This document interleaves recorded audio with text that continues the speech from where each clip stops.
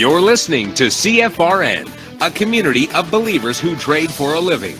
To learn more about who we are, what we do, and how we do it, call toll-free 1-866-928-3310, and we'll send you out a no-obligation information kit absolutely free. 866-928-3310. The CFRN Emini Futures Cast is now on Stitcher. Listen to us on your iPhone, Android phones, BlackBerry, and WebOS phones.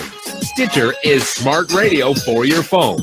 Find it in your app store or at Stitcher.com. Stitcher Smart Radio, the smarter way to listen to radio.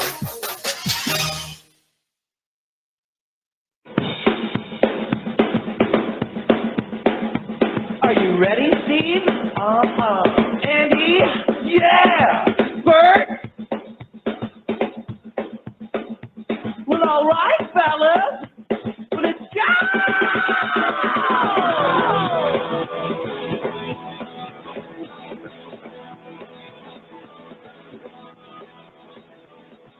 You're listening to CFRN, the Christian Financial Radio Network. Today's broadcast is brought to you by Audible. Get a free audiobook download at www.audibletrial.com/CFRN. Over 85,000 titles. Choose from mystery, romance, religion, science, technology, business, New York Times bestsellers, even children's books. You name it, Audible has it. With 85,000 titles to choose from, you're sure to find the perfect audiobook for yourself or to give as a gift, and it's absolutely free. Just point your browser to audibletrial.com/CFRN. That's audibletrial.com/CFRN. And become a part of the audiobook revolution by downloading your free audiobook today. audibletrial.com/CFRN. Hey, trader, want to get rich quick? Well, good luck with that. If, on the other hand, you actually want to learn how to trade, the place to be is www.cfrn.net. Tune in Monday through Friday, 9 a.m. Eastern for our daily devotional, and then spend the next 3 hours learning how it's done from professional traders who actually trade for a living. That's www.cfrn.net. Every trading day from 9 a.m. to 1 p.m. Eastern. CFRN, a community of believers who trade for a living.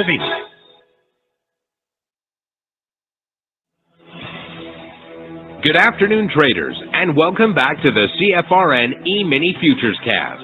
This is the daily broadcast of Indeterminate Length, where we discuss all things Emini, along with some really big ideas on the finer points of trading gold, bonds, crude, sugar, the euro, and even T-bills. Joining us today from our studios in Boston, Mr. Michael Borth. From our trading desk in Chicago, Mr. Burton Schlichter. Now, to get things started, let's go to our host and founder in Studio A, overlooking South Mountain, America's largest city park. Here's Dwayne. Good afternoon. Welcome back. Today is Friday the 13th. Yeah. September 13th, 2019. Hey, thanks for joining us. Whoever you are, wherever you are, we're glad to have you right here, right now. I'm putting up a chart of the S&P 500 Emini Futures. If you cannot see the chart, go to our homepage at cfrn.net. On the right-hand side, click the big microphone, follow the instructions. You'll be registered in about 30 seconds. That's going to give you one-click access to the show each and every day.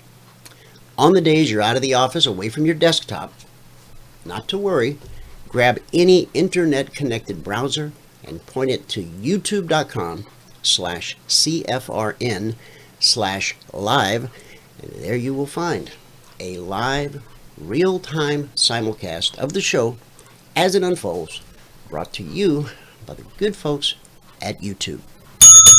Thanks, YouTube. Okay, this is a daily chart, S&P 500 we're looking at. Let me pull this away. I'll put it back in just a second. Let's Just clean it up. Clean it up. All right. What do we got? We've got a run here at the all-time historic high. The all-time historic intraday high was 30.2950, put in on July 26th. Now, I'm going to switch this to the continuous. It is on the continuous contract. Okay, so that's the number from the continuous contract, 30.2950. All right, now let's bump it to the December contract, which is the, now this continuous contract, there's the symbol at ES. As you know, if you use DT Pro, or any platform for that matter, the data that you see for the December contract is just that, the December contract. Let me bring it up. The continuous takes you way back in time. See, when I put in the December symbol, like that, it's only going to let me go back, I'm first getting good data, here in this area, right? But if I go back to the continuous, Mo data. Great for charting purposes, for analysis. You can't execute a trade on the at ES. You must use the December contract. We have officially rolled over. I'm assuming Michael rolled this morning in the room. I wasn't there, but I rolled last night around midnight, and I put an alert out in the Telegram channel to let everybody know that going forward, all of the indices and the euro and the British pound now on the December contract. Z, as in way back in the waybacks. We're back in 2017 here. All right, let's get back on the current. Okay. All right. Now we said it was 20.8950 on the continuous on the December contract. Okay. Intraday high 30.32 and a quarter. 30.32 and a quarter. All right, so that's the number that we'll work off of because you can execute on the December contract. All right, first thing I'm going to do here, real quick, I'm grabbing my Fibonacci price extension tool. Most of us understand drawing fibs. In fact, let me do that first.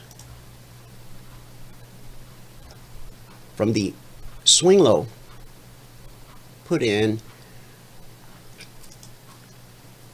when was that? June 3rd.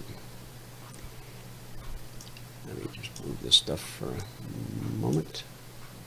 Do that again. All right, from the swing low, put in June 3rd to that all-time historic high we were just talking about. The low to the high. 62% retracement, which sent us back up to good resistance, which sent us back down to the 62 fib, back up to the resistance, back down to the fib, up to the resistance, and right here, this is where things changed. Instead of making that trip back down to the 62% fib, buyers came in, started to take it higher, and we've been moving higher now for 1, 2, 3, 4, 5, 6, 7, 8, basically 9 sessions, I guess it is. We talked about this in the channel the other night. What happens when price puts in a new all-time historic high? Big one, right? So what's in the cards here? I'm going to remove the. I think most everyone's familiar with just how to put on Fibonacci price retracements. Okay. Let me get rid of those. There we go. Now I'm going to use the extension tool. All right. I'm going to go to that swing low just like I did before. Left click, hold the mouse down, drag. Okay. And then this little guy hanging down right here, grab that. So you want to go from the low to the high to the retracement low, which is right there. Okay. Now, this is a daily chart. You can do this on any chart, but I'm pointing out this is daily. Okay.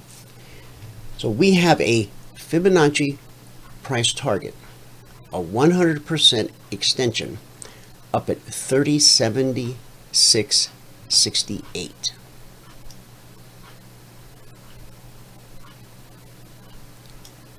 $30.76.68. Does that mean price is going to go there? No. Looking at a historical chart here, would that be in keeping with what the S&P normally does when it puts in a new all-time historic high? No. When we get to, well, let's look at this high was 30.26 and a quarter. The next all-time high was 30.32 and a quarter. Okay, now let's look at this. Okay, this high, 3005. This high was 30.26. So we actually went about 20 points higher here, and then from 30.26 to 30.32, about 6 points. Okay, so as we challenge that area, which I believe we will. I mean, we've come this far. This seems like buyers will push this thing up the hill. But we don't know what's going to happen next. None of us do.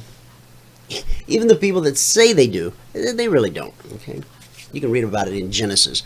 God just didn't see fit for us to be able to change the past or know the future, and those two are inextricably linked for eternity. Okay, so if and when we get to this 30.29, will we then see a 6-point rally or a 20-point rally? I mean, how far would we have to go to get up to 30.76? Alexa, 30.76 minus 30.29. Alexa, 30.76 minus 30.29. 3,076 minus 3,029 is 47. Thank you. Okay. Of course. Enjoy the sunshine. Hey, you too. All right, so we had a 6-point move above the previous historic high, then a 20-point. So, you know, we have to just be patient and see what happens. What would be different this time would be if price continued to rally through the all-time historic high to go up and tag that Fibonacci price extension. Now, why does it say 100%? Great question. The distance from here to here, from the swing low to the all-time historic swing high, that distance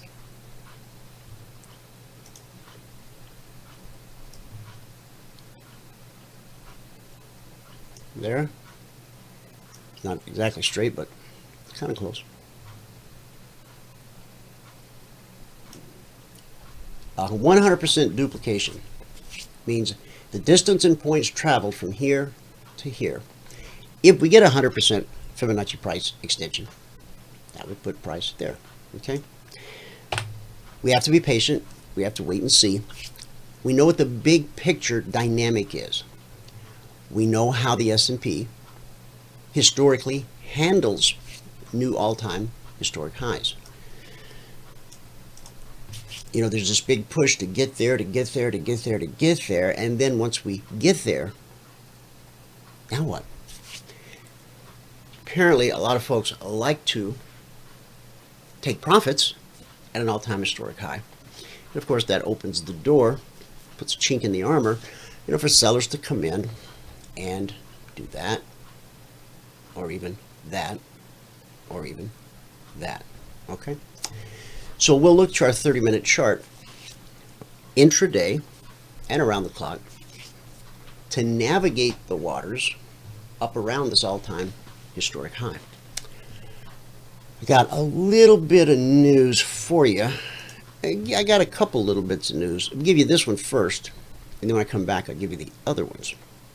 Security researchers have identified a new trend of lucrative and illicit conversions from Bitcoin to cash for only 10 to 12 cents on the dollar to buyers willing to provide a prepaid fee in Bitcoin, according to the new Q3 2019 Black Market Report from Armor's Threat Resistance Unit.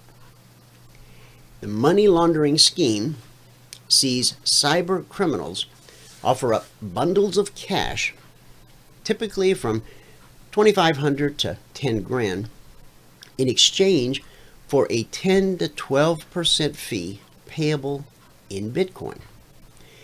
If you've never been on the dark web, they say, everybody knows what an iceberg looks like, right? Well, maybe you do, maybe you don't, but anyway, the tip of the iceberg is what we see above the water, and that can look pretty gigantic in and of itself. But as the story goes, the bulk of an iceberg is below the surface of the water. You never even see that.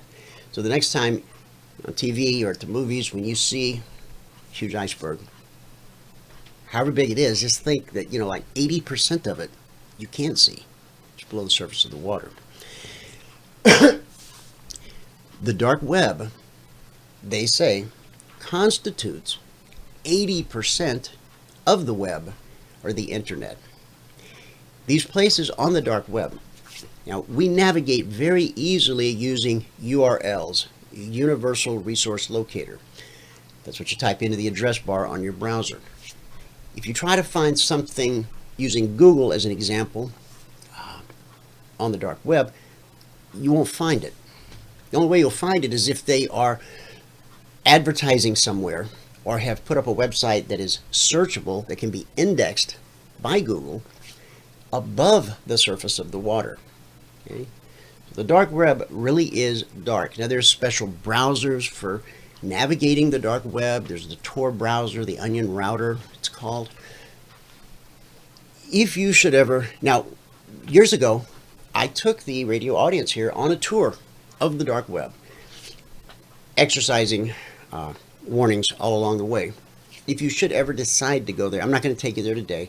I'm not going to even show you how to go there, because there's no, unless you're a journalist or a criminal, there's really no reason to go on the dark web.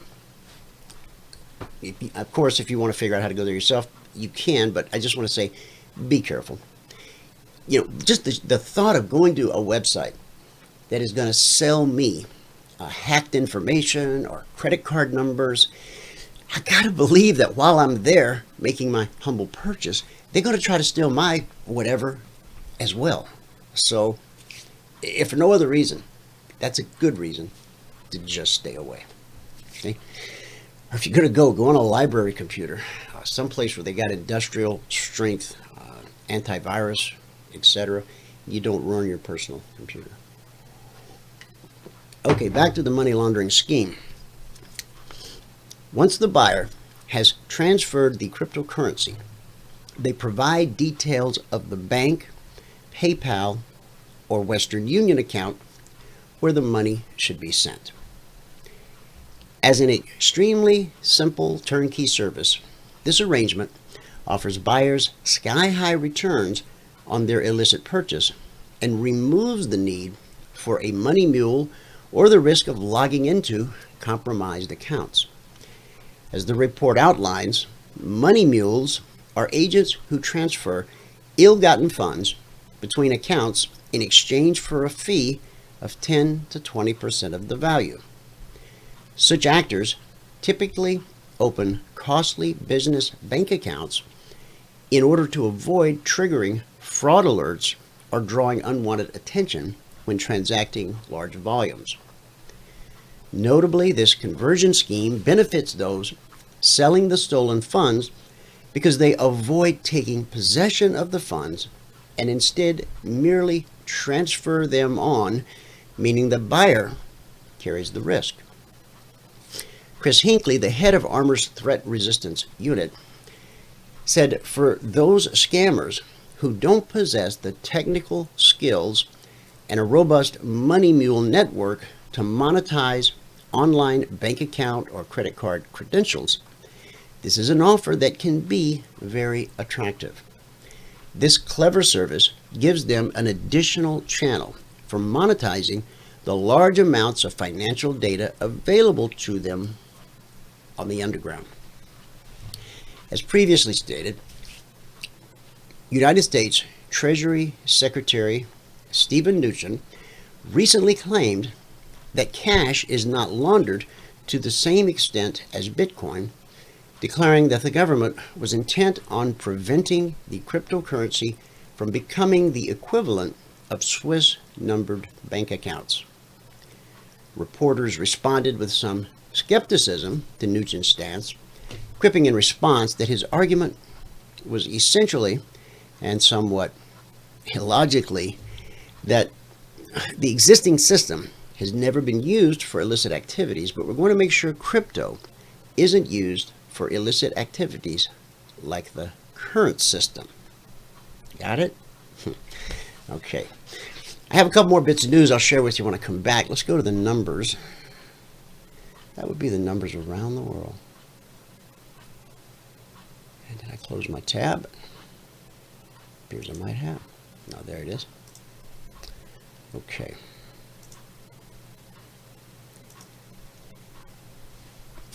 All right, these are the cash markets. We're going to start here in the U.S. The Dow is currently up 42 points. NASDAQ is down 8.5.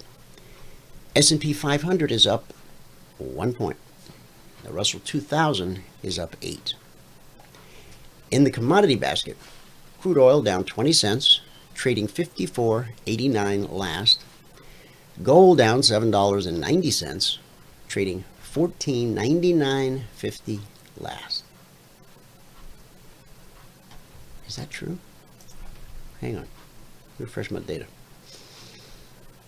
So I'm showing $14.99.50.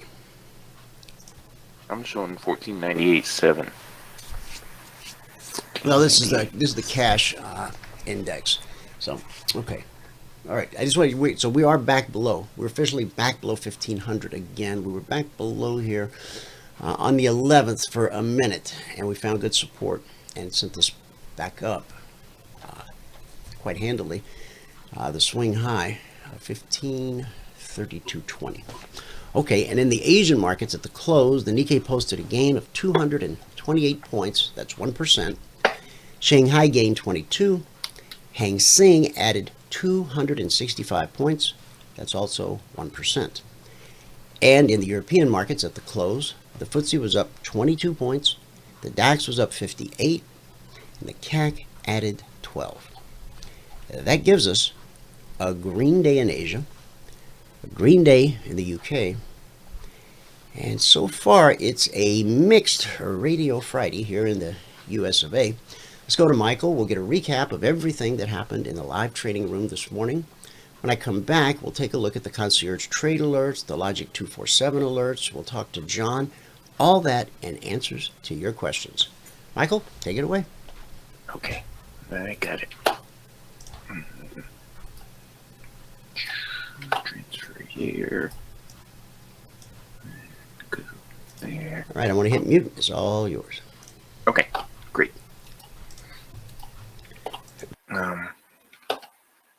Okay, here we go. All right, good afternoon, everyone. Today is Friday, the 13th day of September 2019. Given it's Friday the 13th, we had a pretty good day. If you have not taken a free trial with us, go to the homepage at CFRN.net. In the right-hand column, it says 5-day free trial, apply.CFRN.net. If you click on that, you will be brought to this page right over here. On this page, all we ask for is your name, your email, and your phone number. You can tell us your biggest trading challenge so we can tailor one-on-one training specifically for you. Hit the send button, and then you'll be sent a confirmation link. Okay, once you click that confirmation link, then we know you took the free trial, and we'll send you all the information that you need to proceed with the free trial. Okay. If you're going to read the spreadsheet, you're going to read all the CFTC risk disclosures down at the bottom. As a matter of fact, if you're going to do any transaction with us, you're going to read all the CFTC risk disclosures. Today, as I said, is the 13th day of September. 2019. Today we made 8 ticks in the euro, 10 ticks in crude, 13 ticks in gold. We didn't trade the ES today. Today took 47 minutes and 7 trades to get to the goal for the day. At that point, we're up $100 a contract, and we took a total of 13 trades today. So our daily gross was $280. The gross profit on the month now, $1,892. That's over 9 days, averaging $210 gross per day. On the year, gross yearly total, $26,660. That's over 165 days, averaging $161 per day. Again, those are gross numbers. If you want net numbers, for an $8 commission, the net number is right there. For a $5 commission, the net number is right there. Okay. And those are calculated daily based on the number of trades that I do. Okay. And I think it's a pretty generous allotment, actually. All right. Now, we'll get into the things that we did do and missed and all that. Okay. Yeah,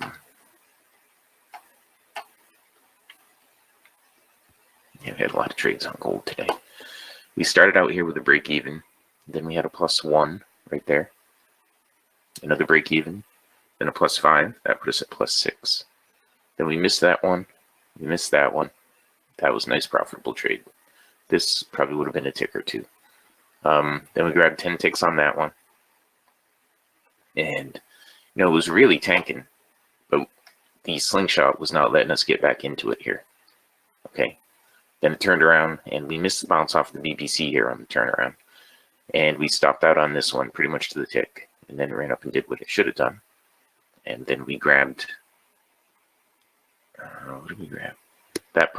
This put us down to +8. Okay, and then we grabbed 5 ticks on this one to put us at +13. And we missed the short here. That would have been a beautiful one had we gotten it. And the long here, that would have been really nice had we gotten it. And then we get into the break. Now during the break, there was a beautiful trade right here. It began right here. And let's see, a nice short right there, and another one right there. I'm just looking around to see if there's anything that I'm missing here. I don't think there is. Okay, and that was gold. We ended up with +13 on gold today. We did have one stop out in gold. Okay, in the euro, looks like we had 3 trades. 4 trades. I gotta fix that in the spreadsheet. We had 4 trades. Okay, we got a break even right here. Now, we didn't end up getting this big leg down, but once we got that big leg down, it was like it stopped moving.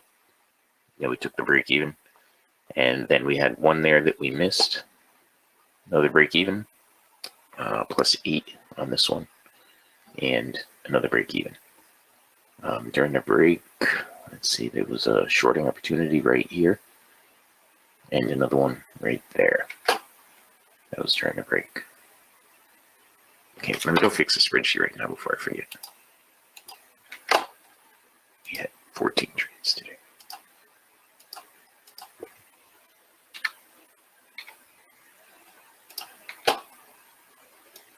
Okay. All right, and that was the euro today. Crude oil today, we had, let's see, we started out with a break even right here, and then we picked up 4 ticks on that one, another 4 on this one to put us at +8, another break even, and +2 right there. That was 1, 2, 3, 4, 5. I'm gonna go fix this spreadsheet again.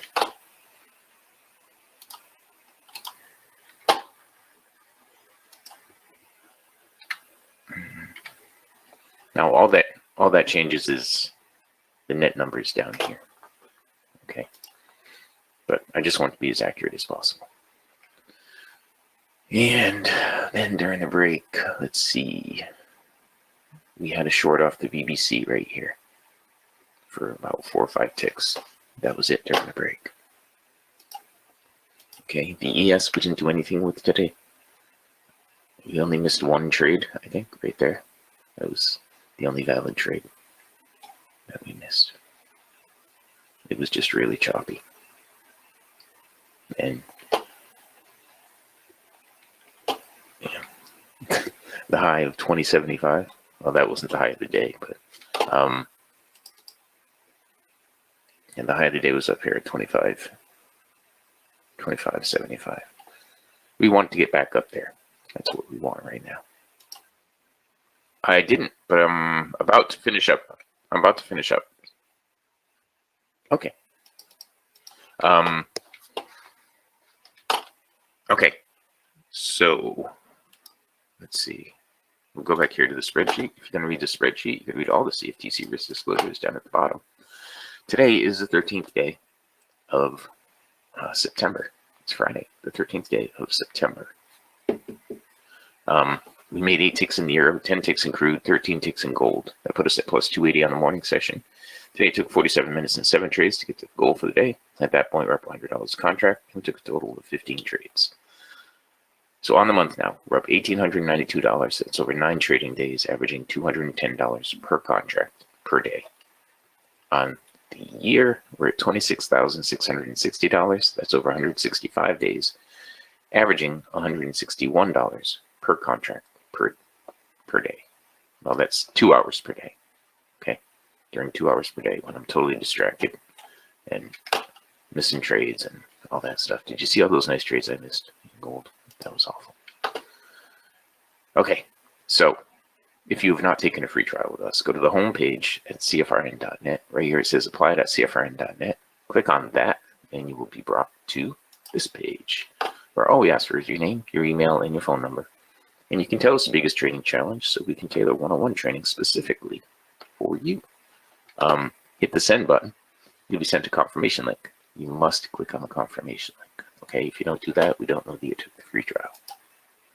And now we can pass it back out to fabulous Phoenix, Arizona, Studio A, overlooking South Mountain, America's largest city park. Dwayne, if you are ready. I'm ready. Yeah, so Jada wanted me to put a trade on for her yesterday. And so I bought one of those micros. Okay. And I did it with, well, it's still going. It's a little in the red right now. It was in the green earlier today. I hope that the daily double that you put out works out. That would be good. It's MES, right? That symbol? MES. Z. Now watch what happens to the chart, guys, when I switch. Watch what happens. Watch.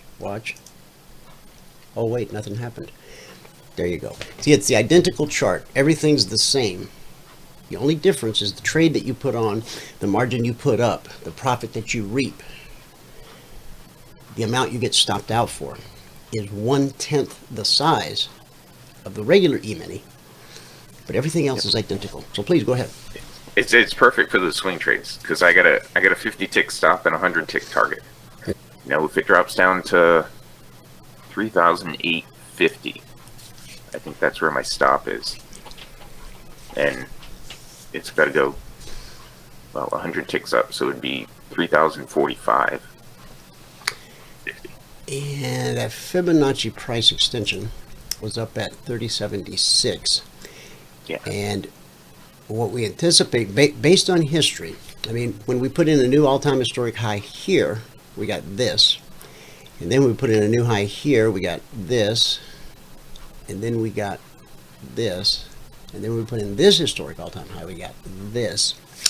So that was the discussion we were having the other night in Telegram is, could it actually, get up and go? I said last night in the Telegram channel that I thought we would challenge the all-time historic high during this session, but the swing high so far is 30.25.75 versus 30.32.25. So we haven't exactly challenged it yet, but we've come certainly within striking distance. We got, what, 7 points away, it looks like, so far today. It got close. Yeah. It got close. So, I don't know. I told her I was going to take it off because we could have a gap on the open on Sunday, depending on what happens over the weekend. That's true, we could. We'll take it off Absolutely could. at the end of the day today.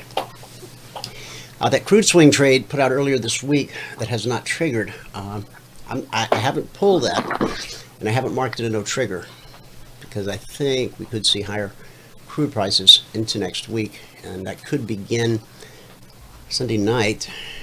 We may have already seen the beginning of it right here. The market price is using this weekly trading zone as sort of a center of gravity, above and below and above and below, above and below. Now you'll notice here that we got a swing low and a swing high, and we got a higher high and a lower low. We got a higher high here, but we haven't got the lower low here yet. So on the S&P, I drew out yesterday the beginning of this, and if I extended those all the way out, we could easily say we're still inside of that. And I think, yeah, we ran up to the top. Here, let me just, let's see, array. Change that to array. Oh boy, that's even way up there. So, all right. Okay. Did I ask you a recap of the recap? I don't think I did. I don't think you did. Today was 47 minutes and 7 trades to get to $100 per contract. That is a good bingo. Now, that's just a perfect example of when we get into a trade. I mean, we sit and we watch the charts and we know price channels back and forth, back and forth, back and forth. But when we get into a trade, we always think something in our brain tells us, well, this is the beginning of a new trend. Because we want price to stop channeling, and we just want to see it make a beeline, a straight line to our target. And one thing we know about price is that it rarely travels in a straight line. Whether we're rising or falling, whether the sentiment is bullish or bearish, price channels back and forth on its journey. Moving up, it was leg, retrace, leg, retrace, leg, retrace, leg, retrace, leg. Then the market changed its tune and started building legs in the other direction. Leg, retrace, leg, retrace, leg. I didn't notice this previously. This is a bullish engulfing candle. Candlestick signals are important. What's really important about a candlestick signal is understanding the context in which you get the signal. Now, this was a decline here of only 14 points. When you get a really big move, either up or down, and then you get a bullish or bearish engulfing candle at the turning point, that can lead to some huge moves. But the context is correct for this. I mean, we had a decent down move, 14 points, decent move. And we caught this, but it only took us to a slightly higher high. This high was 30.2450, and this one was 30.26. So we were able to tack on about 1.5 points and then gave that up. So hopefully this won't become one of those sticky areas where we get stuck just channeling back and forth sideways, you know, for days or weeks. It could happen. It has happened. Just hope it doesn't happen again. Okay. All right. We got that. We have that meeting at what, 2 o'clock? Yes, 2 o'clock. Okay. So yeah, I'll be done. I'll certainly be done by then. All right, guys, we're going to start out. Oh, let me give you this other bit of news real quick. Where do I have that? Right here. Well, that's not the one. Cuba. We haven't talked about Cuba lately, so we will. Bitcoin trading is opening new avenues for citizens in communist-run Cuba, which has been financially isolated for years under United States trade embargo. A September 12th report from U.S. News claims that with the recent advent of mobile internet in the country, Cubans are increasingly using cryptocurrencies to make online purchases as well as to invest and trade. Without access to debit or credit cards for international use, cryptocurrency-enabled purchases are a welcomed opportunity for consumers. In an interview with U.S. News, local resident Jason Sanchez said cryptocurrencies were opening new doors for Cubans.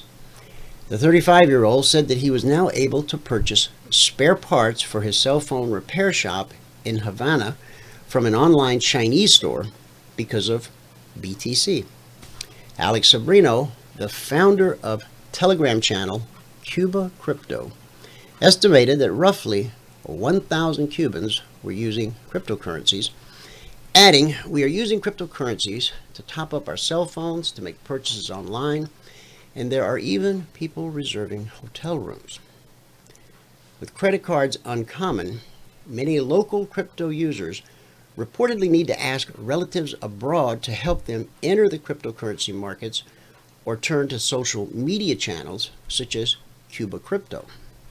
Exchanges where cash is swapped for Bitcoin in person using a mobile or laptop to carry out the transaction are another option. About 1,300 users are currently using Fusiona, which claims to be Cuba's first cryptocurrency exchange. The platform allows people abroad to send remittances to the country or to invest in 9 different cryptocurrencies via a larger exchange, with services charged at a fee of up to 10%.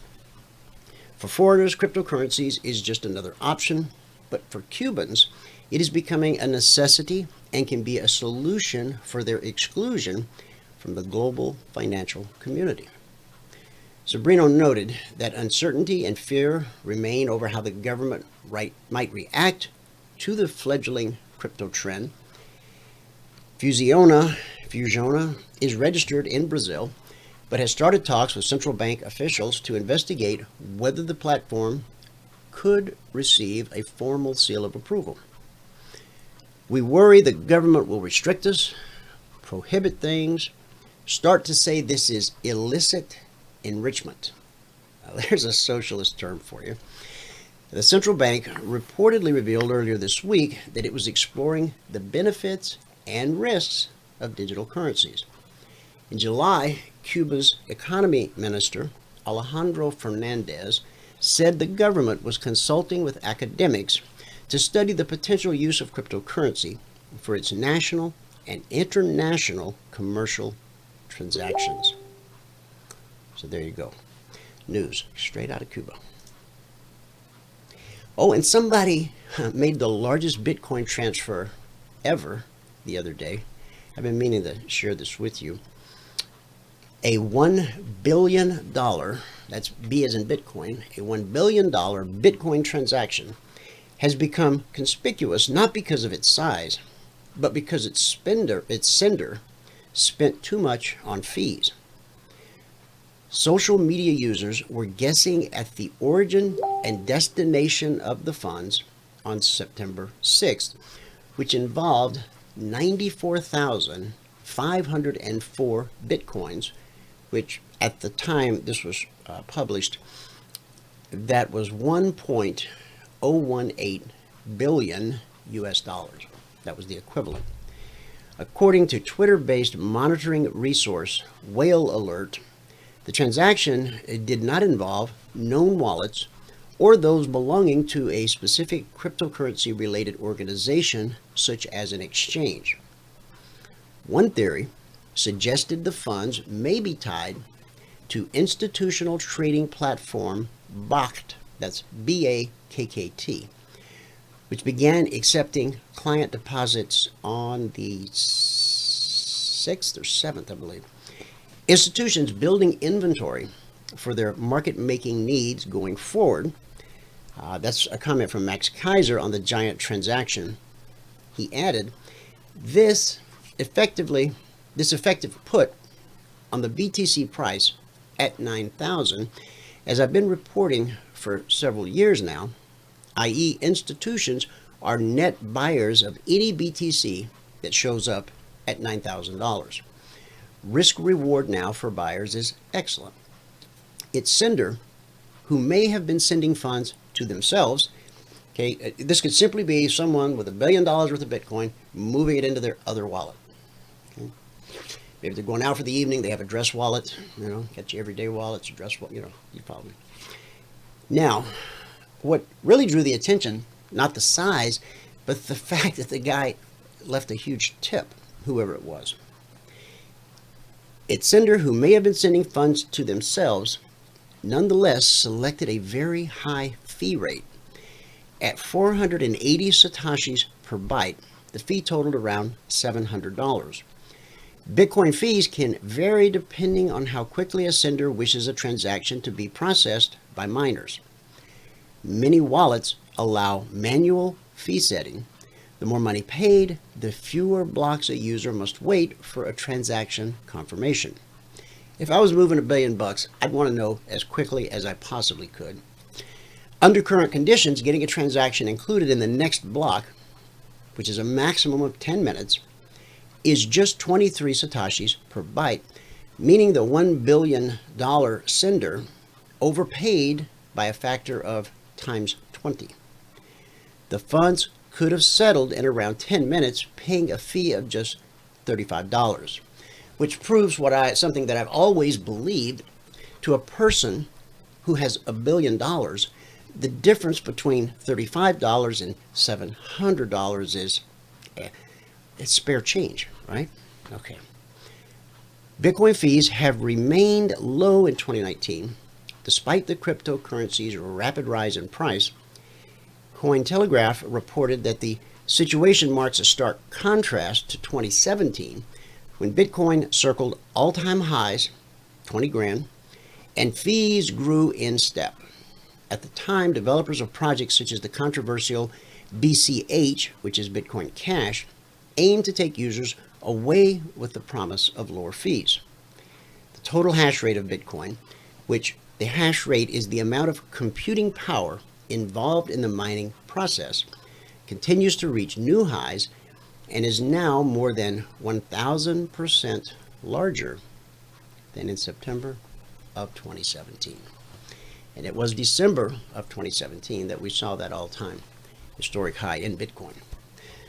All right, let's go to the Concierge Trade Alerts from last night. Anyone who's on the trial, I've been putting the Concierge Trade Alerts in the discussion group channel for you. Don't want to mix them in with the alerts in your Logic Alert channel, so I've been just dropping them in the discussion group. The Concierge Trade Alerts is a static report issued shortly after the Globex Open each evening. The numbers in the report are good for the entire session. The prices in the Concierge Trade Alert, those are based on prior price behavior, versus Logic 247, which is a dynamic, in-the-moment opportunity as it develops alert. In other words, Logic is based on current price behavior. So here are the numbers from last night. I'm going to put them up on the screen. If you want to grab a screenshot, you certainly can. Got them out last night, 6:20 p.m. Eastern, so 20 minutes after the Globex Open. The window between 6 p.m. and 9 p.m. Eastern is what I typically shoot for. Most times I get it. Okay, 5, 4, 3, 2, 1. Okay. All right. So the idea behind the Concierge Trade Alert is the session is just getting underway. You take that first number for the S&P as an example, 3025. Come over here and find 3025. And put a line on your chart, just like I just did. Now there's 3025 right there. The other number for the S&P, 3007. Put a line here. Anything that happens between these two lines is the market trying to make up its mind. The market has not decided what's it going to do. Is it really going to make a challenge, make a run at that all-time historic high, or not? We don't have an answer to that yet. Now, I use Mike Reed's example of the prairie dog here because if you know anything about prairie dogs, they live underground, under the prairie, and when they want to come out and play or eat or whatever it is prairie dogs do, they stick their head up out of this little hole, they look around, and if conditions are good, they come on up out of the hole and go do their prairie dog business, whatever that is. If they don't like what they see, they immediately duck back down and burrow lower to safety. Mike Reed came up with that analogy, and I think it's so fitting for this type of a move. Okay, stuck its head up, looked around, no way, down we go.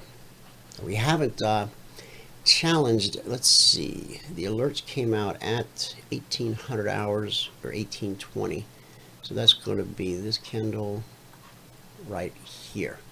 So we had a big bull candle on the Globex Open last night, and then we just kind of melted up. No real driving force. But once we hit this spot, see, buyers were willing to pay this price and this price and this price. They weren't willing to pay that price. Not any one particular buyer, but the buyers en masse. Think of a school of fish. I'm sure you've seen them at the aquarium or on TV or in Florida with one of those glass bottom boats. They're swimming, swimming, swimming. You don't see the turn signal, but apparently there is one somehow, because they all just turn beautifully synchronized at the same time. And that's what happens with buyers and sellers. Okay. All right, let me put this back on the ESZ. Not that it makes a different chart. It doesn't. It's the same chart, but just for the continuity of things. Okay, so we have anything we're talking about via the Concierge Trade Alerts last night on the S&P? No.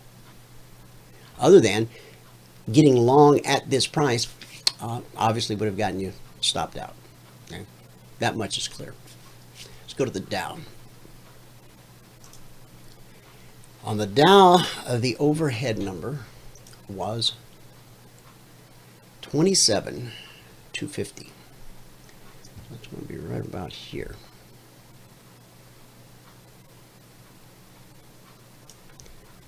$27,250. Okay. From 27,250, we had a leg and a retracement back to the trigger. Important prices, important areas, almost always tested. And then we put in a swing high at 27,312. So that would be 62 points, which is basically $300 per contract available. That's what the market made available. And the flip side of that, 27,160. That's going to be right there.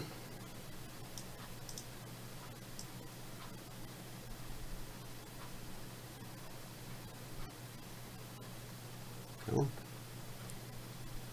sometimes. See, I've sacrificed my horizontal line so that whenever I drop a horizontal line, it automatically comes up as a weak trading zone, and I can move it and watch the price change. See how the price changes? So for me and the work that I do, that makes it very convenient. The only inconvenient truth is that I have to fidget with this line on the radio show. All right, so 27,160. 27,160. Okay, that's pretty much it. The swing low was 27,162. So no trigger to the downside and a couple triggers to the upside. This trigger took us up to, well, this one took us up 20 points. And then 50 points. Yeah, okay. All right, let's go to the Russell. Russell's been behaving rather oddly lately, take a look at these two candles, and then take a look at these two. These are 30-minute candles. That's not what I would call typical price behavior for the Russell. All right, the long side was 1591, which happened right here. Yeah, 1591. And we put in a swing high up at 97.40. So about a 6-point move, $50 per point, $300 per contract traded. That's what the market made available. Yesterday, we can see that we never really traded above the long number or below the short number. We touched the short number, but we didn't actually trade below. See, this is still the market trying to make up its mind. And the short side is 1571. Okay. Oh, it's right there-ish. Okay, let's go to the NQ. And the number for the NQ, long 79.41. That's going to be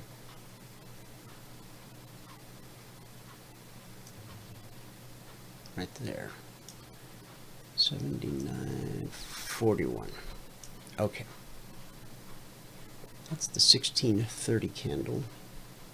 This is the 8. So it was during the life of this candle that we put this out. We went from 79.41 up to 78.50. Alexa, 78 minus 41. 78 times 41 is 3,198. Alexa, 78 minus 41. 78 minus 41 is 37. Okay. And Alexa, 37 times 20. Alexa, 37 times 20. 37 times 20 is 740. All right, so the market made $740 per contract available. Okay. All right, we'll pick up where we left off. John, welcome to the show. Yeah, sorry, I didn't realize you'd already put me on. So. Oh, that's okay. No problem. Welcome. Good to have you with us. Yeah, likewise. It's a kind of a pretty dramatic day in a lot of ways. We got kind of a tug of war going on between the bulls and the bears on a lot of different things today. I should really start off by saying, I think I mentioned several weeks ago how confident I was that we're going to see a stronger economy develop going into September, October, November, December. And you can't see the strong economy yet because maybe you're not feeling it. Maybe we don't have all the data, that's coming out over the next 4 months. But the leading indicator of economic strength is screaming at us today that the economy is getting stronger. So what am I talking about? Yes, what are you talking about? I'm talking about U.S. Treasury bonds, Okay. which are crashing. I mean, they're almost in a death spiral, which is what happened in 1987. When the market suddenly got confidence and took off on a 30% up move, because we've gone from fear of recession about a month ago, not even a month ago, to nowhere near a recession right now. Because if we were going to go into a recession, the bonds would be 7 points higher, 10 points higher, not 10 points lower. The bonds are 10 points lower in about a little over a week. I mean, this is unbelievable. So you got Christine Lagarde saying she's going to stimulate like you've never seen. She's going to redefine the what stimulus is all about. Mark my words. And that's one of the reasons why the bonds are tanking. The Fed is going to be lowering rates. The Fed is probably out there, doing everything they can in the background, and they probably teaming up with the Chinese and everybody else around the world to get the world economy going.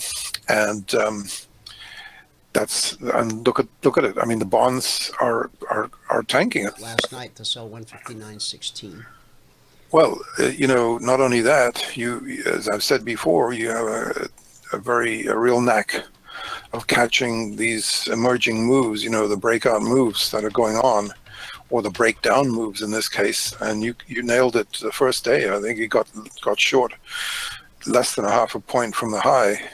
That's pretty good. Well, thank you, John. I mean, you get a 10-point run down here from that level. Nobody in the world, nobody in this world saw that coming. I mean, I'm not saying I saw it coming in the bonds, but I certainly talked about it. Exactly. So, look, the grains had a very big day yesterday, and if you remember a few days ago, I said I had some very strong buy signals developing on the grains, and we had one of the biggest days up of the year, if not the biggest. It was a 29-pointer. That's pretty unusual. I think 40 points is limit up on the grains. We also saw a limit up move in lumber. And remember what I said about the hurricane. It's very often it's the aftermath of the hurricane when when you start getting the limit moves, because the damage. People have to do all those houses have to be built in the Bahamas, and a lot of the damage along the coast, quite a lot of damage. And of course, if there's another hurricane now, you really got to be paying attention to lumber, because people are going to run out and start buying plywood to board up their windows and things. And the cotton is the other thing that's gone up dramatically since I alerted everybody to it. Even the orange juice, which pulled back a little bit from the highs, but they've all basically been going up. Now, I would say the grains are exhibiting while you've got the bonds there. Oh, can you actually? That's not even the full picture. Can you put the whole from the recent highs? Sure. Yeah.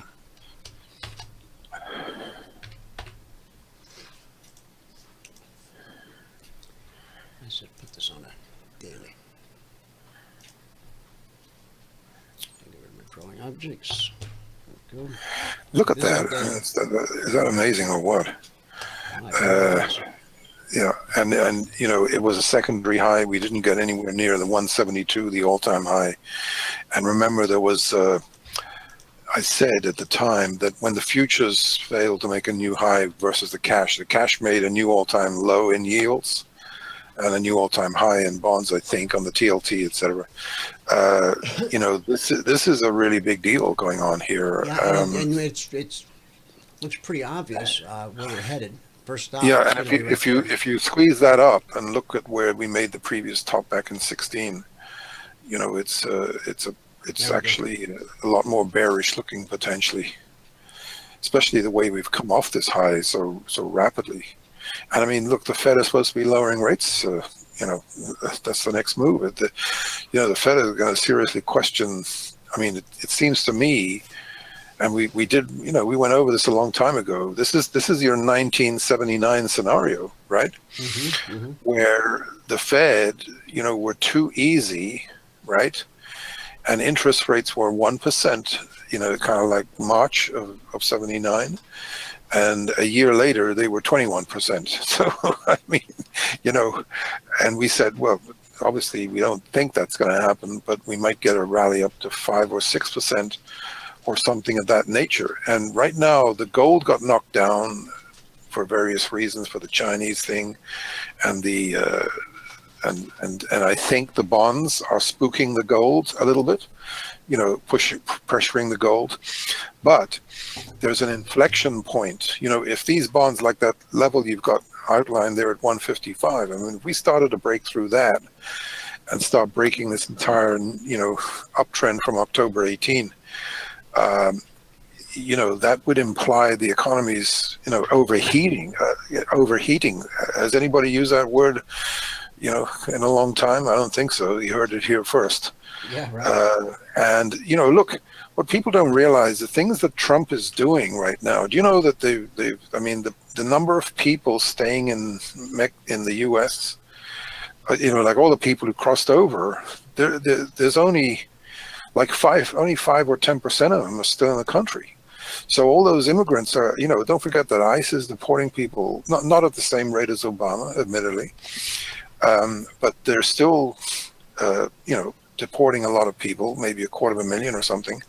So the workforce is actually, some of the workforce is actually going down.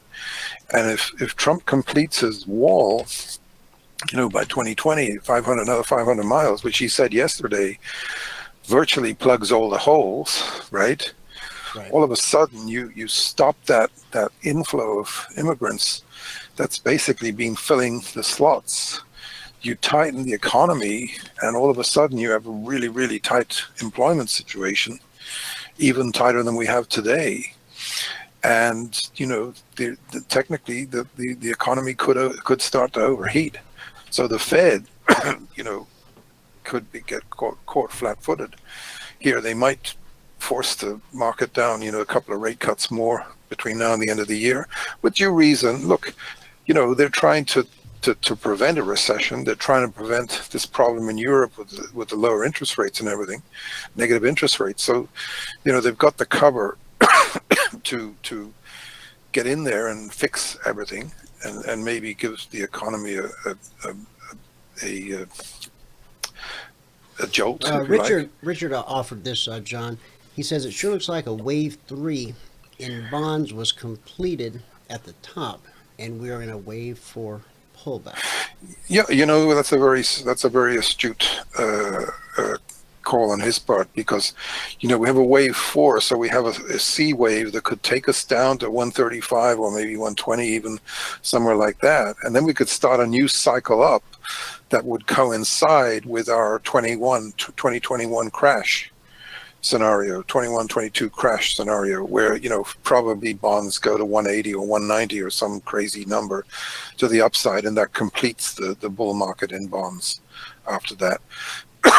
So that's an interesting point.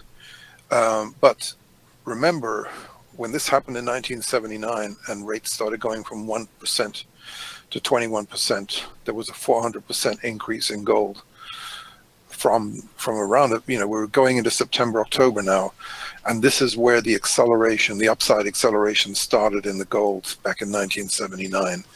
So I think we were still in the 200s at this stage before we went to 800 by January, 875.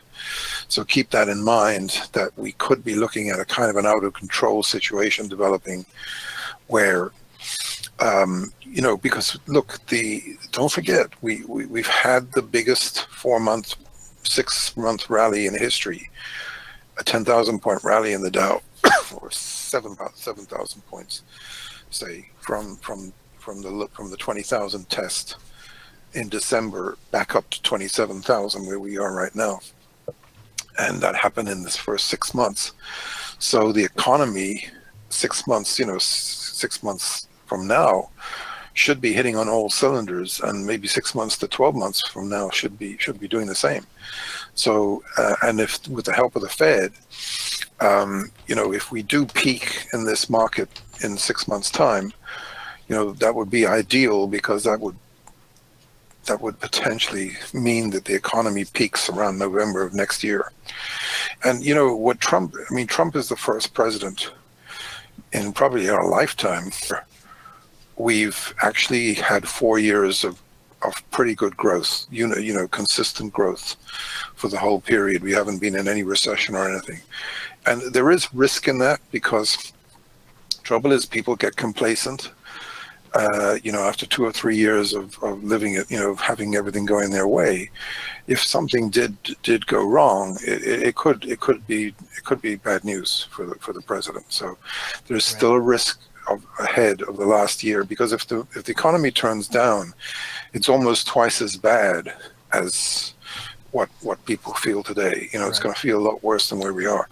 Fortunately, we have maximum employment, etc., still continuing on. And, with the Christmas hirings and with the census and all the rest of it, there's a pretty good chance the employment numbers are going to stay strong into the end of the year. So that's a good thing. But there's still the risk of 2020. and there's a risk of interest rates and other factors, that could affect I the just saw some economy. But, staggering number of people that UPS is going to hire for the holiday season. yeah, about 100,000 or something. It's amazing. And think about FedEx and all the other carriers. Mm-hmm. So, Right. and Amazon themselves. So the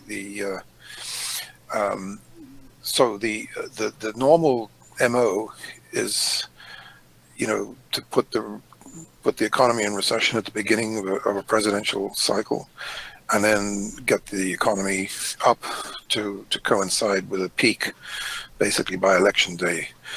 That usually guarantees a second term, but so we're doing things a little differently this time, and there is some risk in that. We'll just have to see. But if the employment continues at this level, you've heard it from the best people like Kevin O'Leary saying there's zero chance that Trump won't be reelected. Have you heard any more about, he was in a boating accident. His wife was driving. Someone died. And I heard there was a flurry of news. Oh, 2 people? Oh, I thought it was just one. Have you heard any more about it since it happened? No, it's been kind of pretty quiet, hushed up. Yeah, because what I read initially was that someone had some video footage of what actually happened, and he was having it processed or something before he turned it in, which kind of sounds like tampering with evidence, but I'm sure he has his reasons. So, he tries to be the unlikable guy, the big meanie, but he actually ends up being kind of likable. There's a little bit of Mr. Wonderful in all of us. Yeah, no, he's a great guy. He's definitely he's a very smart guy, and He is. he makes some of the best deals on the Shark on the Shark Tank. Was it you that was telling me about the British equivalent of Shark Tank? I think it was. Yeah, I watched a couple episodes. Dragon's I watched a Den. couple of Dragon's Den. Den. Yeah, I watched a couple deals on the internet. Those of you that haven't seen it, check it out. It's different, but kind of the same. So. Yeah. Well, I still, every day I scratch my head and I wonder why Mark Burnett hasn't been knighted yet, because people don't realize that one human being has had just an unbelievable influence on the United States. I mean, it's distinctly possible that had it not been for Mark Burnett, you wouldn't have Donald Trump in the White House today. And, did he produce The Apprentice? Yeah. He invented it. Here he is right here, Mark Burnett. Yeah. I mean, listen, as far as I'm concerned, it's Shakespeare, the Beatles, and Mark Burnett. And that's good. That's good. I like that. It really is. I mean, this guy is the modern day Shakespeare. He is. I mean, look, he's got so many shows going on. Look at Survivor. Some of the recent game shows he's had. Apprentice, Shark Tank, Dragon's Den. This guy's had an amazing impact on U.S. TV. He's really a force of monumental proportions, and he should have been knighted a long time ago. This guy's he's. I mean, it's just he really is a formidable character, and very and he's always coming up with new stuff. He looks. I don't know if that's a current photo. He was born in. He's 59. Born in 1960. Yeah. He looks good. No, well, he's an ex-military guy, and I think he's an ex-Marine. I think he was in the Falkland Islands. He currently has, or as of 2018, he had 6 network television shows on the air. Jamie Foxx's Beat Shazam. I'm not even familiar with that. Kevin Hart. Yeah, I mean, The Voice is another one. The huge Shark hit. Tank, Survivor, The Voice. And he's got voices all over the world. This guy, it's just incredible. The reach. He also did The Real Housewives of Beverly Hills, The Real Housewives of Orange County, Live PD, Black Ink Crew. He's produced faith-based series, The Bible and AD, The Bible Continues, as well as the very feature good, film, very Son good. of God, They were excellent. Those features. He made Ben-Hur. Yeah. He had to be a young man when he did that. This guy is just something else. He's really, really he incredible. produced Sonny and Cher. He's best known for The Survivor, which premiered in the summer of 2000. It was the most watched summer series since Sonny and Cher. Okay. I don't know if he did Sonny and Cher or not, but he definitely did Survivor. 2004, The Apprentice premiered with our president. Are You Smarter Than a Fifth Grader? Look at all this stuff. That really is incredible. Expedition Africa, Expedition Impossible. How'd you get so Yeah, and he did that rich? boxing Martha thing, you know, Stewart. with remember that boxing thing he did with Sarah Palin's Alaska. yeah, and this boxing show that he did with the guy who's coming out with Rocky 5, not Rocky, Sylvester Stallone, Sylvester Stallone. Last Blood. Okay, I haven't seen that. I didn't see that. It's coming out in a few weeks' time. Should be good, that one. Oh, is he married to Roma Downey? He is, yeah. Okay. Yeah. So Is she related to the Downey Jr.? I can't think of his name. What's his? no, different guy. She's from Northern Ireland. Okay. But yeah, he's really incredible, and like I say, he should have been knighted a long time ago. He really deserves. He's involved in a lot of recognition. Christian ministries too. Operation Smile, Compassion International. Yeah. All around good guy. Uh-huh. Time what an magazine impact. called him one of the most influential people in the world way back in 2004. Right. No, I mean, listen, to have 6 shows on the air, can you believe it? I mean, it's just, I don't. it's Probably amazing. no one's ever done that. Yeah. Now, he's I really- brought up the S&P 500 cash market earlier. Actually just about touched a new all-time high yesterday, the SPY. Is that the futures or is that the cash? This is the cash index here. Okay, so it didn't quite make it yesterday. No, on the cash index. Yeah. All-time intraday We've got to be a high, little bit careful. 30.28. I think the bonds falling down like this, it could spook the market a bit, and there is a possibility we could have a pullback here before we crash out to new highs. What I wanted to bring up today, look, check out the SOXL. Give me a break. I mean, we looked at the advanced decline line yesterday, which is phenomenal. That's on a daily. But look at this chart. Look at this semiconductor. I mean, it really looks like it's about to take a pretty big leg to the upside. And I forgot to mention a few days ago. We got a lower high, and so far we've got a lower high. So it's got to overcome a couple of major obstacles here, but yeah. Well, now put up Intel, Dwayne, because Intel is looking very, very strong. I know INTC. oh, NTC. Well, that's a pretty interesting chart. What is that? Notwithstanding. I'm not sure. Okay, NTL, did you say? No, INTC, sorry. INTC, okay. There we go. Yeah, I mean, you look at how it's picked. It got hammered down, came right back here, back above 50 for the 3rd time. It's got to get, it's got to Gotta get go above back. 54, Exactly, it's got to get, but 56. if given what's going on in that big gap there, I'd say there's a fairly good chance that this thing is going to gap up when it makes some announcements, to me, it looks like it's headed for all-time highs. If you look at the chart, going back to 2000, you'll see it looks like it's on its way.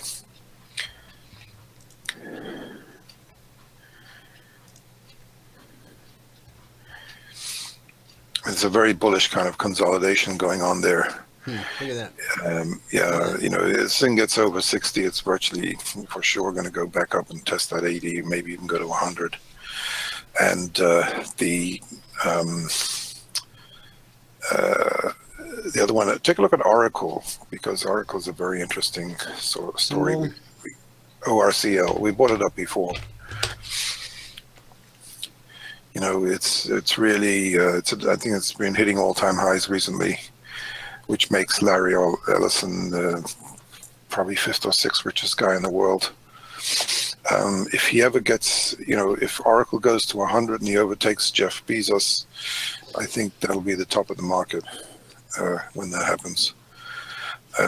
Just the same, because he was the richest man in the world for a few days back in 2000, and that was the top. So if it happens again, it's probably a pretty good bet that it's worth keeping that in mind. because if he gets to be that rich, he's probably a bit overvalued. Not taking anything away from him because he's a formidable character. But I mean, listen, this guy won the America's Cup back a couple of times. This guy's an absolute genius. You know, it's very, very hard to win that America's Cup. And he did it through sheer determination and creativity and money. You know, it cost them like, you know, almost $1 billion to win that thing back. So unfortunately, it's no longer in the U.S. anymore. Which tells you how hard it is to keep it. I saw a thing the other day. Jeff Bezos in the 90s, initial $1 million investment in Amazon. They talked about he pitched something like 70 people, and 1,000. Is it 1,000 or 1 million? It was he needed to raise $1 million. Oh, Jeff had to take 60 meetings to raise $1 million. Yeah, here we go. Yeah, good, thanks. Amazon.com almost didn't make it out of the gate, with a young Jeff Bezos encountering a common entrepreneurial challenge raising money. The riskiest moment for Amazon was at the very beginning. I needed to raise $1 million at a certain point, and I ended up giving away 20% of the company for $1 million. A lot of people did well on that deal. I took 60 meetings. I raised it from 22 people at approximately $50,000 per person. And it was nip and tuck whether I was going to be able to raise that money. So the whole thing could have ended before the whole thing started. That was 1995, and the first question every investor asked me was, what's the internet? Now, if I'm not mistaken, those $50,000 investments, does it say it here? They're worth $1 billion today. That $50,000 turned into $1 billion. It doesn't say that in this article, but that's what I read on Facebook or somewhere. That's pretty big. Yeah. So even if it's, I wonder why they didn't touch on that in this article. I think it's a 200-fold return, right? Well, okay. He sold off 20% of the company, and there were 20 people, right? So based on the current market cap, you should be able to figure out what that investment's worth. But that math's above my pay grade, so I can't do it live on air. But. You know, I was thinking about somebody else. Oh, yeah. You know, we were talking about Khashoggi with somebody the other day, and I, as you know, I was the first officer on his Khalidia, and we also were involved in the Nabila when it was being built. And the Nabila ended up, Khashoggi sold it to the Sultan of Brunei. Sultan of Brunei sold it to Donald Trump. It cost $100 million back then to build it. Donald Trump got it for $29 million. And, but I think he tired of it after a while. And it's owned now by Prince Al-Walid bin Talal Al Saud. And he's owned it ever since. That was the one that was used in the James Bond movie. But it was designed by a guy called John Bannenberg, who I actually met at the time when I was with Khashoggi, and he was just a formidable guy, amazing guy. And I was looking at his bio, and I mean, this guy, like, he changed the world. He's like Mark Burnett. He was just an Australian, kind of a swashbuckling type of guy who ended up in London. And he saw all these different yachts out there, and he didn't like the look of them. Right. And he says, I'm going to do something better. And he came up with he basically created the mega yacht era. You know, the Nabila was the forerunner of all these incredible mega yachts today. And, you know, he was became a major force in yacht design. And imagine, you know, if he hadn't been around, there would never have been a Nabila, there'd never been a Trump princess. You know what I mean? I mean, sometimes people have a really, really big, just like Mark Burnett. You know, I mean, think of the employment that Mark Burnett created in the U.S. Yeah. and the revenue. High-paying jobs, typically. Right. You know, anything in the television industry, usually there's a lot of union workers, folks working on the set and all that. Yeah, and you know, his runner-up is Simon Cowell, who's a pretty big force today. Yeah, he's accomplished a lot in his day. He certainly has. Sure. He sure has. He's another one you kind of love to hate. I mean, sometimes he can be such a. He's so rough on these people sometimes. He's gotten a lot kind of softer tone recently. He's pretty he's really been a lot more forgiving with some of these acts. He's not so critical anymore. I think I give him a lot of credit for that. Yeah, he does seem to have softened up. It says here he admits he and Amanda Holden overdid it during the Botox years.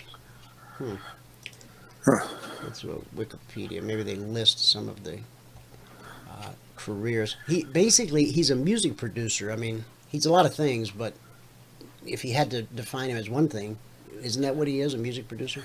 Yeah, he's actually kind of a junior. He's kind of a junior version of Richard Branson because, he got into the record business, on the coattails of Richard Branson. Richard Branson was the forerunner in that area. And I mean, but what he's gone on to is mind-boggling. He's got something new going on. I just read about it the other day. He's into these. He's into these tubes. What they call it, the loops. The high-speed loops. Oh, the Hyperloop. Hyperloop. Yeah, he's big into that. I think he's building one in Dubai, or they've got one planned for Simon Dubai. is? Yep. No. Richard Branson. Oh, Richard Branson. Okay. And by the way, did you see that hypersonic test yesterday? I did not. In New Mexico. Mach 8. Mach 8. It's so fast you couldn't even see it. It's just incredible. This hypersonic sled hit 6,599 miles per hour. Look at it. They're right. You can't even see it. Yeah, sure. Bugatti breaking the 300 mile per hour mark with the Chiron is a pretty big deal. But have you ever seen something go 6,599 miles per hour before? The video features the U.S. Air Force testing a hypersonic sled at Holloman Air Force Base in New Mexico. While you might only see a bright flash of light, what you're actually seeing is a sled traveling at Mach 8.6.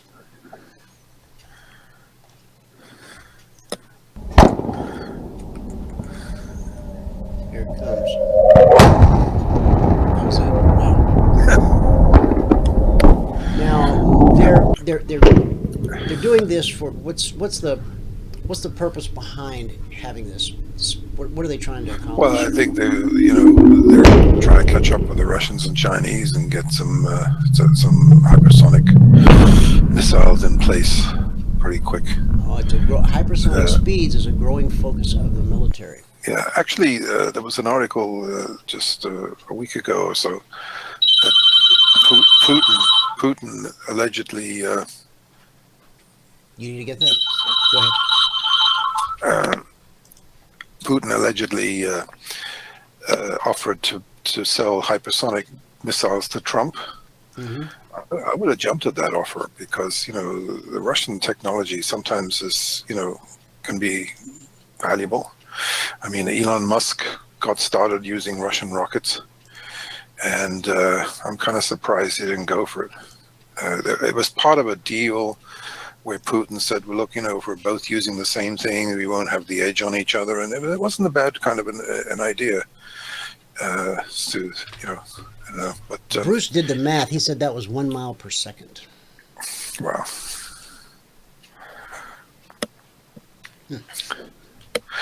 So the rest of them, the one sector that's going up big today is the banks, and I think they're reacting to the bonds. Got a symbol for an index or ETF? Well, just JP Morgan is as good as any, really. JPM. There we go. Look at that, made a new all-time high today. How about that? That's pretty bullish. You could put up FAS. FAS.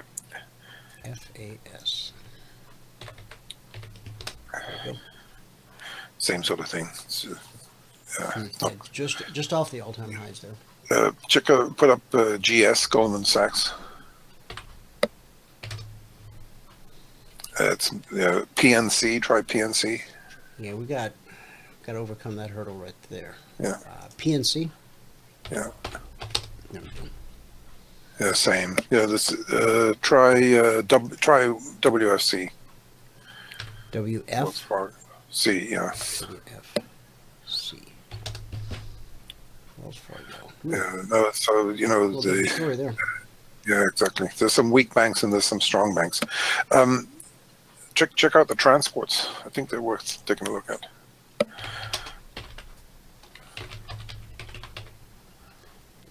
The airlines are going up a lot today. Okay, here's the Dow transports on a daily. Yeah, we're look at that last rocketing move. It tells you the economy is getting stronger. So we could be looking at a gap next week. Getting over 11,000 on that index is a pretty big deal, frankly. And Goldman Sachs, they just cut Apple's price target from 187 to 165. Yeah, a friend of mine went short yesterday on Apple, and it's down today. Kind of may have got a bit overdone yesterday on the upside. Silver getting slapped around. It sure has. But what I'd look for is it may see where it just came back and kissed that previous top. This might be a pretty good reversal point or close to it, and consider. We said the USLV could come back into the 90s. It's actually gone from 130 back to about 92, and it's just turning here. It might actually be a buy right here, but it's still a little bit risky. The one stock I like a lot is Newmont Mining, NEM. Okay, the reason is, and Newmont has not been hit very hard compared to the rest of the JNUG and things like that. And even though has been sort of slow to get going in recent, the last couple of months, I think this is the one to be long for the next up move. And of course, juniors, any juniors that you particularly favor would be another place to be exposed to.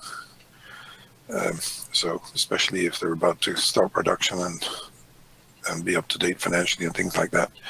So that's what I think about and I definitely would look at the USLV sort of down in this low 90s area. Look, this is not this is only for people who really know what they're doing. This is a pretty violent stock to be involved in. So USLV. Be aware that there's a lot of risk in this thing. It could even go down to 80. Could possibly even go down to 80 before it comes back up. Yeah, I can see that. So, yeah. Anything else you want to cover? No, listen, thanks. It was a great show, and thanks you, very much. Yeah, by the way, the other thing, copper, it's worth taking a look at the copper, Dwayne, because this copper is on fire. And the other thing that's big today, gigantic potentially, is palladium is back to our 1600. It is look at the copper. Is that the copper? Yeah, copper. It's on a daily, fantastic. Yeah. Very, very big deal. Looks like a huge kind of W bottom in the making here. And, another sign of a strengthening economy. It's got a tremendous bottom on it. Look at that. And the other one to look at is palladium. Palladium and platinum. Okay, here's palladium. So, look, does that look like it's going to go to 2,000 or 2,400? Yeah, it does. Yep. It actually does. So, what the palladium breaking out to new highs has to be positive for platinum sooner or later. And it's, platinum. Yeah, I think, and platinum is stronger than gold right now. That's an important thing to keep in mind. So I think you've got to be looking to buy dips on the platinum. All right, John. Okay, bye. Thanks very much. Bye-bye. Okie doke. All right. So on the S&P, now this is a very interesting recap of the Concierge Trade Alerts. Each day we typically see either the long or the short side gets up and goes, right? watch your entry. If it's going to run, most times it will come back and give you a second entry.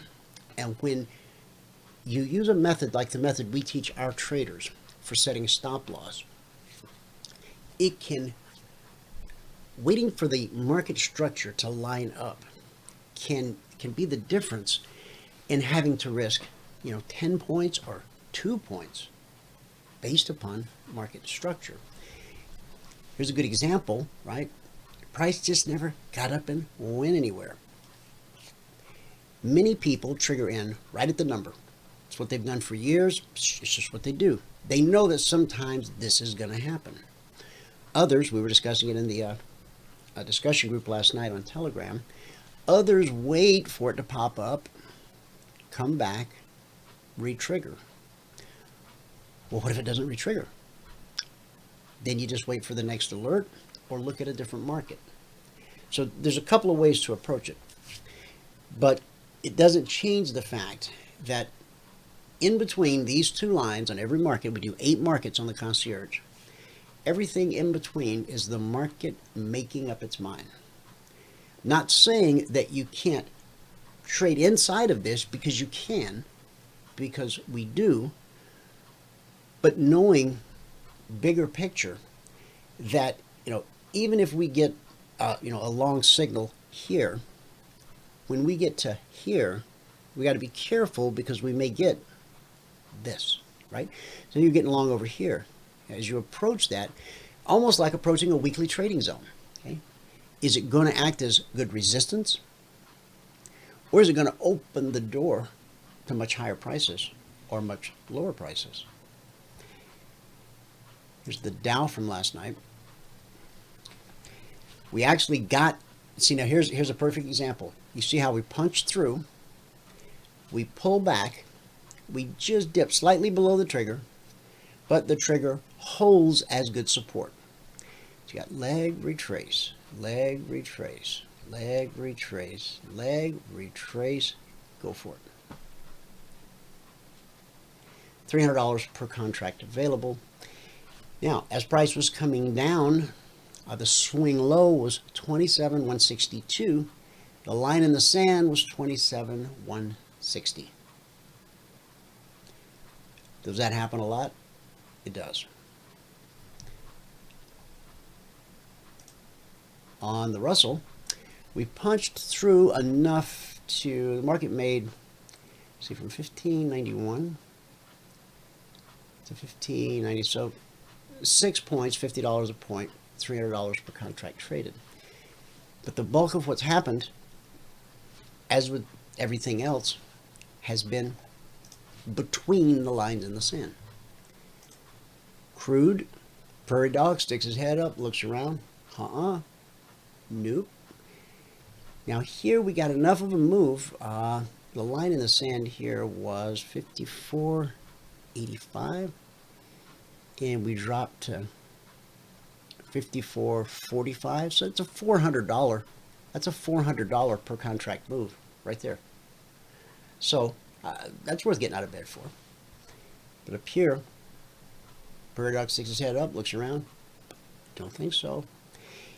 And as you can see, even though we got this move, what do? We popped right back up. And now we've just got these wicks sticking out below the trigger. Right? Gold. Prairie dog sticks his head out, looks around. On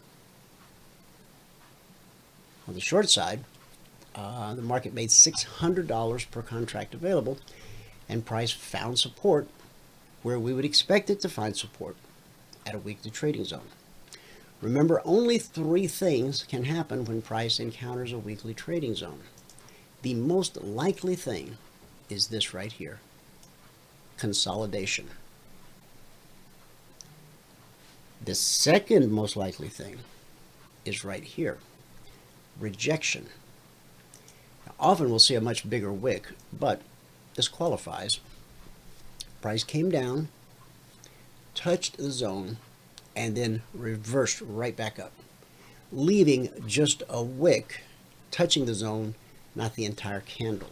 So that's rejection. This is consolidation. This is rejection. And this is what we call the slice. Not a perfect example, but it'll do. And the reason I say not perfect, we already touched the zone over here, okay? But you can see this candle slice through like the zone's not even there. When the move runs out of steam, as it did here, what we anticipate is a pullback to the zone where we confirm that it's going to be good support. See, it failed to be resistance here. So now we're going to check it and see, is it going to be good support here? The market's momentum was such when this happened, price was not able to retrace all the way back to the zone. It managed to get back below the trigger after this initial pop to the upside, and then it continued in the direction of the slice. And that's what we anticipate when we get a slice, move, retracement, continue in the direction of the slice. And it ran right up to the weekly trading zone overhead, 1528.29. Alexa, what's 28 minus 12? 28 minus 12 is 16. Okay, that's a $1,600 per contract move. If you've earned the right to trade 10 contracts, that's a $16,000 move.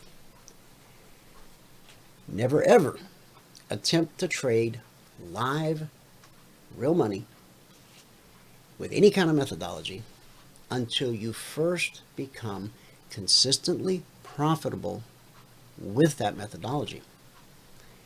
If you do, you run a risk of blowing up your account, losing all of your money, and then some. Something in our rat brain tells us when we're struggling to get profitable in the simulator that we should just cut to the chase, throw some real money at the market, because somehow we convince ourselves that's going to make everything all better. It doesn't. I tried over and over. I know many others who have tried over and over. So, purpose it in your heart. Wherever you're at on your journey, just look skyward. I know guys not hanging out in the clouds, like playing a flute or anything, but do something symbolic. Just say, you know what, God, I purpose it in my heart to not do that anymore. I know what it looks like, I know what it feels like, and I don't want to do that anymore. God scratches his head and says, well, why do you keep doing it? I don't know. Paul had that problem 2,000 years ago. The things he wanted to do, he didn't do. The things he knew he shouldn't do, he went ahead and did them. He cried out to God and said, help me. I'm a man undone. So do that. Draw up a contract with God. God, I'm tired of saying I knew that was going to happen. Let's turn this thing around. If I know it's going to happen, why don't let my behavior line up with perhaps what that small, still voice is trying to tell me, not just in trading, but in every area of life. That's why we say, I knew that was going to happen. Because that little voice, so let me ask you a question. Has that little voice ever been wrong? Think about it. Has that little voice, you know the one. I'm not talking about your vain imagination. That little voice, you know the one. Yeah. Has it ever been just straight up wrong? It may have seemed wrong up to some point where you're able to look back over your shoulder or look in the rearview mirror and see that it wasn't wrong at all. It's the all-knowing, the all-seeing. Okay, well, if your answer is the same as mine, that no, that small, still voice has never been wrong, then why don't I trust it and act on it implicitly every time?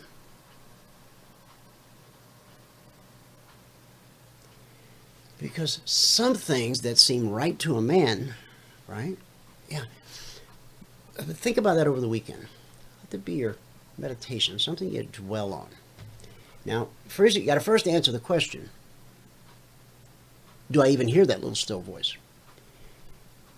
If you're a believer who perhaps has fallen away, or you're a backslider, as I used to hear him call it when I was a kid. Oh yeah, Billy Bob, he's backslidden. Pray for him. Okay. Our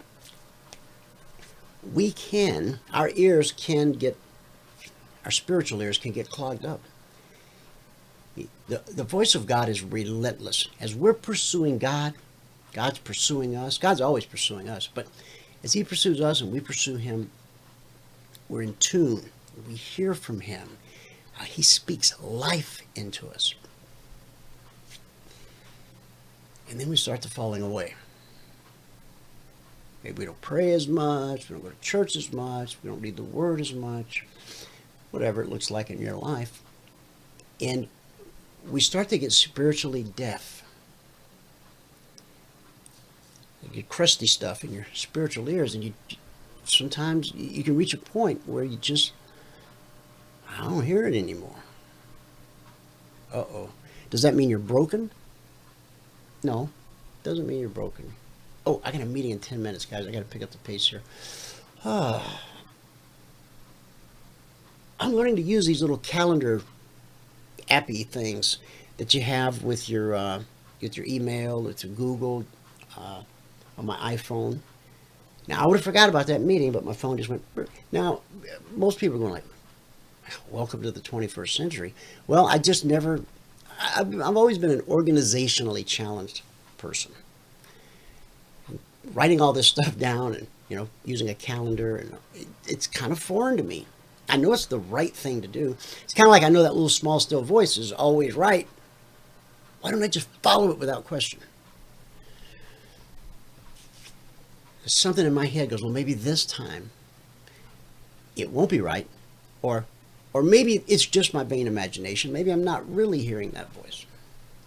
But again, when you look over the shoulder, look in the rearview mirror, there it is again.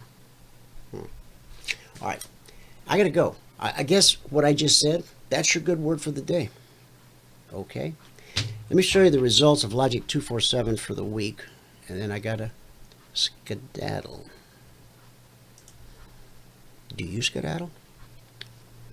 All right. Okay. Scrolling. Had a pretty decent week. Okay, this is last week. Last week we had week 57. We only had 29 total alerts last week. 5 never triggered, 1 carried over. Left us with 23 actionable alerts. We had 0 stopped out. That's an unusual week. That's when you see the before and after on the weight loss ad, and the fine print says, this is not typical results. Well, this is not typical results. But it happens, right? Okay. We are finishing up today, week 58. Sunday night, we had 1 carryover from week 57. It was the Russell. It got there. And then S&P, Dow, NQ, there's a stop out. Thumbs up means found the price target. Red X stopped out. So all that this week. That means no trigger. Stop out.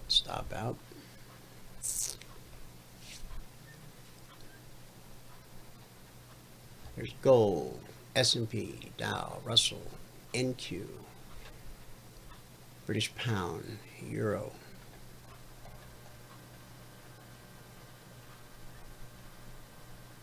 Another couple stop outs. See, this is the truth about trading. Okay, we had a long on crude, and then we hedged that by putting out a short alert. Both of them got stopped out. Doesn't happen to us very often, I can't remember the last time this happened because we consciously guard against this type of thing happening, but yet there it is. It happened.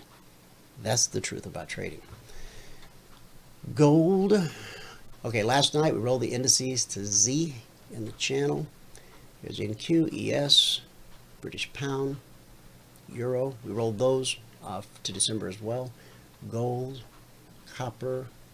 And then these are ones that went out this morning. I haven't had a chance to recap those.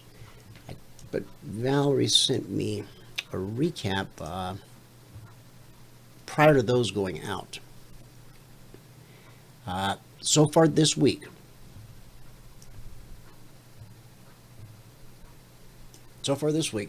65 alerts have been issued. Remember, last week we only had 29. 65 issued this week, and the day's not over.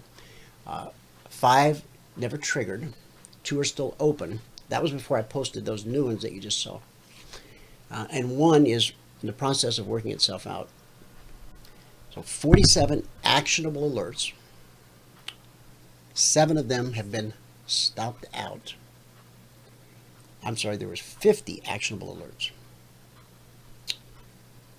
47 hit the final target. 3 made it to at least the initial target. 7 stopped out. So that's 12% of actionable alerts stopped out.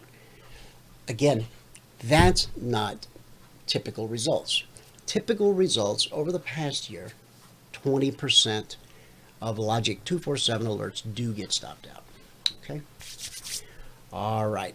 Guys, I hate the dash, but I got to dash because I got this meeting and it's important. All right. We're going to talk about you. All right. CFRN Charter dictates it is the weekend. You must spend quality time with your family. Of course, I'll see you in church on Sunday. And as always, if you're in the greater Phoenix metropolitan area, you're invited to come and worship with me on Sunday mornings. We get started at 10 a.m. up here on South Mountain. So the invitation's there. We have about 30 minutes of praise and worship, about 30 minutes of the Word, and we're out of there. We're usually out by 11:30. Now you can come 9:30, have coffee, donuts, hang out, shoot the breeze, walk around, look up at the mountain, all that. So give us a thought. Thanks so much for tuning in today and this week.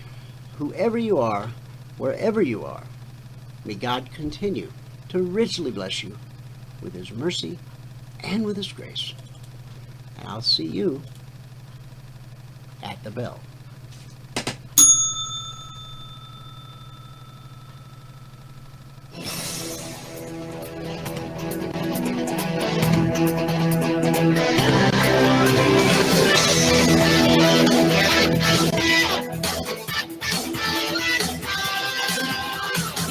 Remember this, there is no greater return on investment than to see a human life changed and given hope.